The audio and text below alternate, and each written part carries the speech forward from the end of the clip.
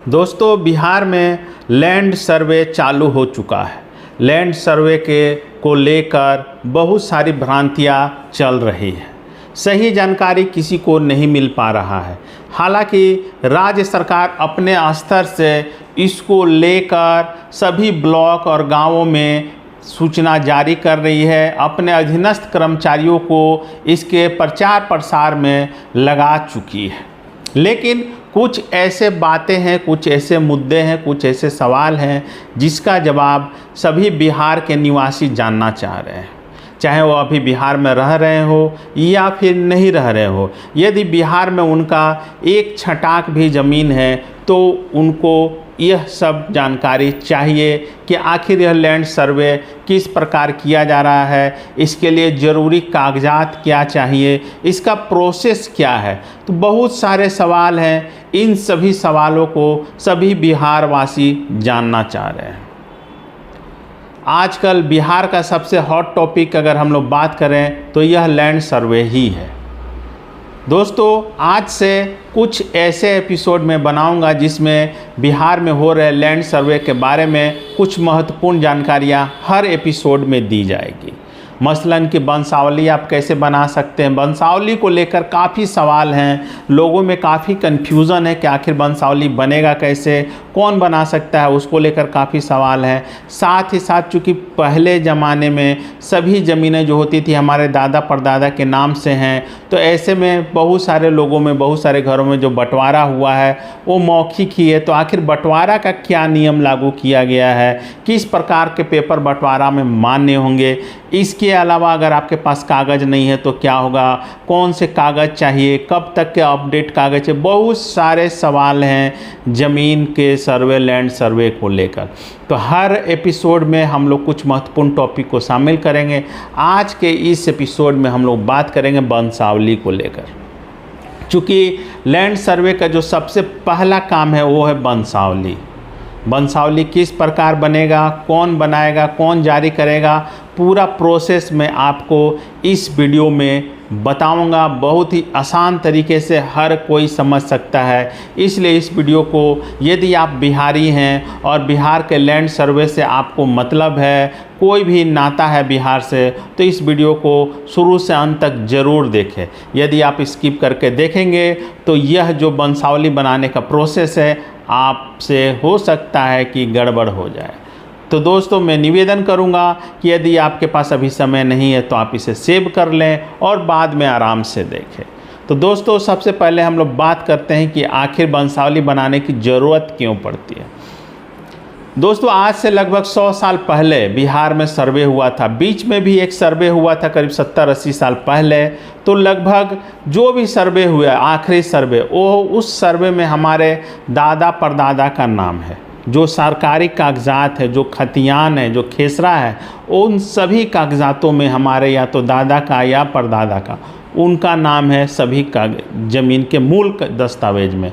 बाद में भले यदि हमने कोई सेल डीड लिया, मतलब ज़मीन खरीदा, तो उससे हमारे पास सेल डीड आया, उसका दाखिल खारिज हुआ और फिर उसका हमने म्यूटेशन कराकर, दाखिल खारिज कराकर अपने नाम से रसीद वगैरह कटवाया। तो ये जो हमारे द्वारा खरीदी गई ज़मीन है या पिताजी के द्वारा खरीदी गई ज़मीन है उसके लिए है। लेकिन जो हमारी पुश्तैनी ज़मीन है, पैतृक संपत्ति है, उसमें तो अभी भी जो मूल दस्तावेज है उसमें अभी भी दादा परदादाओं का नाम ही दर्ज है। तो ऐसे में जो यह लैंड सर्वे हो रहा है उसका यही मूल कारण रखा गया है कि जो ज़मीन हमारे दादा परदादाओं के नाम से है और अब आप भाइयों के बीच आपसी लड़ाई हो रही। बिहार में ज़मीन विवाद के बहुत सारे मामले दर्ज होते हैं जिसमें हत्याएं तक हो जाती है।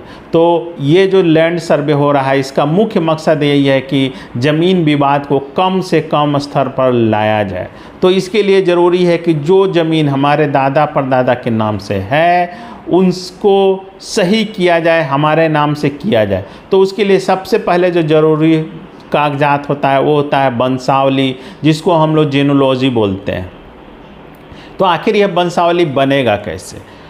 पूर्व में तो काफ़ी आसान तरीका था, आप एफिडेविट करके भी वंशावली बनवा सकते थे या फिर 2 गवाहों की उपस्थिति में हस्तलिखित स्वघोषित वंशावली भी बना सकते थे।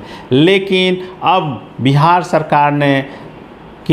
सरकार के पंचायती राज ने पत्र जारी कर कहा है कि लैंड सर्वे में स्वघोषित वंशावली या जेनोलॉजी या फिर एफिडेविट के द्वारा बनाई गई वंशावली मान्य नहीं होगी।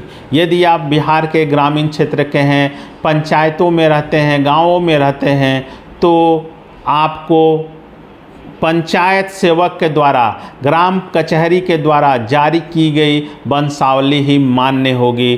दूसरी वंशावली वैलिड नहीं होगी इस लैंड सर्वे के लिए।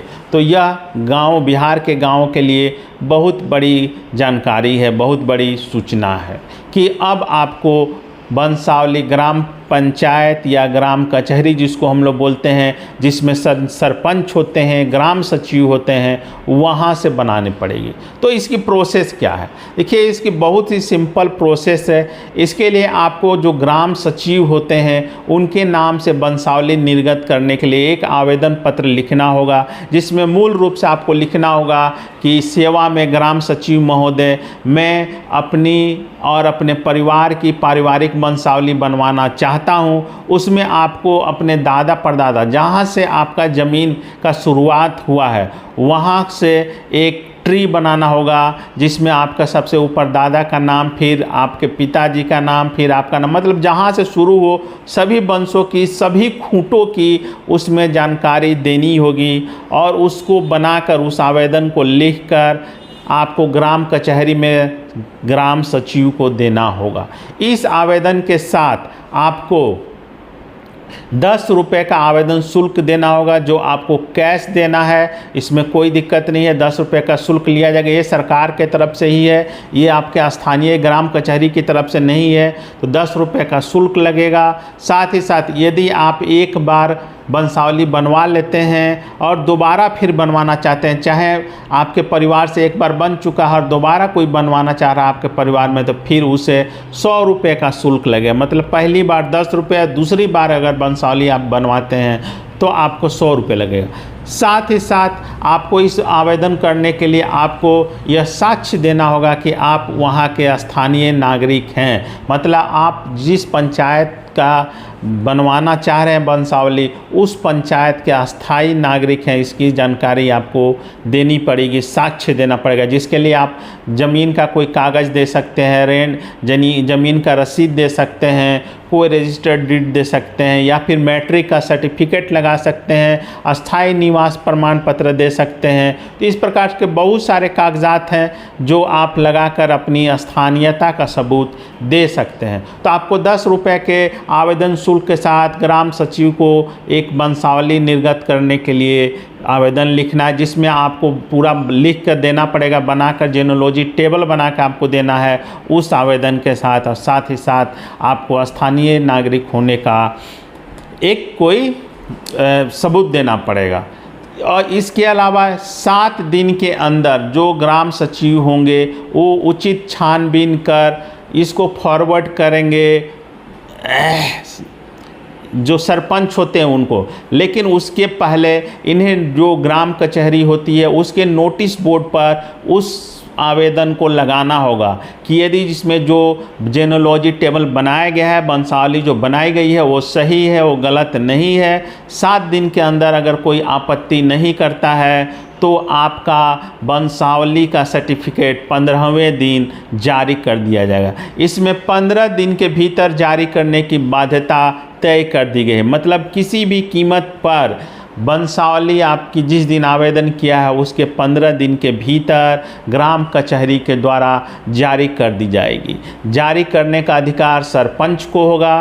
ग्राम सचिव सारा कुछ फॉरवर्डिंग करेंगे, सारी नोटिंग लिखेंगे और उसे करके सरपंच को हस्तांतरित करेंगे और सरपंच अपने लेटर पैड पर अपने हस्ताक्षर और मोहर के साथ उस वंशावली को जारी करेंगे। यह प्रक्रिया 15 दिन के अंदर निपटा दी जाएगी, ये निश्चित है।